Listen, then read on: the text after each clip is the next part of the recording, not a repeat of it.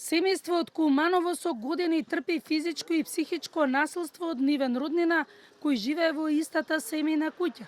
Тие досега имаат 50 пријави во полицијата за насилство и до брзата помош во Куманово, но никогаш 62 годишниот маж со потврдена дијагноза шизофренија не бил однесен во психијатриска установа. Тој деноноќно им се заканувал дека ќе ги повреди и убие роднините и нивните малолетни деца. За Канал 5 член од фамилијата раскажува дека сите биле физички малтретирани.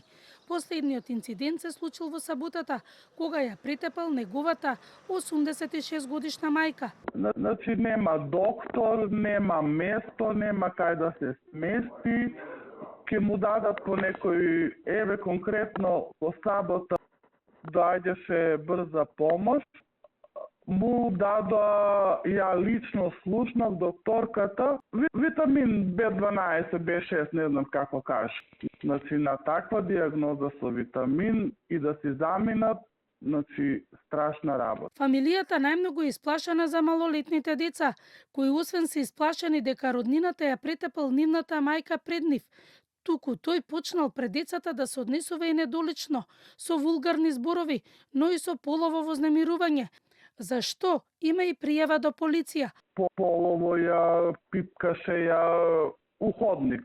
И тоа исто пријавено у полиција. Случајот го пријавивме после 23 часот, затоа што у тој момент, тогаш сопругот беше втора смена на работа.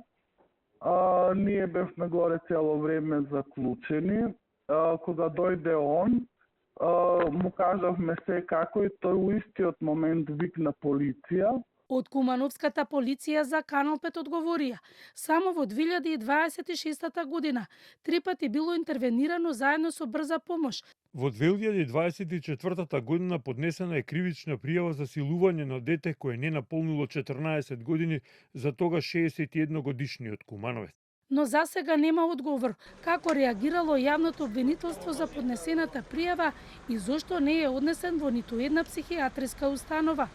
Од болницата во Куманово потврдија дека 62 годишниот маж последен пат бил донесен на контролен преглед во 2025 година, но никога со брза помош и полициска придружба не бил донесен во болницата на психијатриското оделение, каде треба според протокол да се спроведе во терцијална психијатриска установа во Скопје. Од брзата помош за Канал 5 потврдија дека во саботата била екипа, му била дадена терапија за смирување. Неговата возрастна мајка потврдила дека е само многу вознемирен и знае да биде насилен.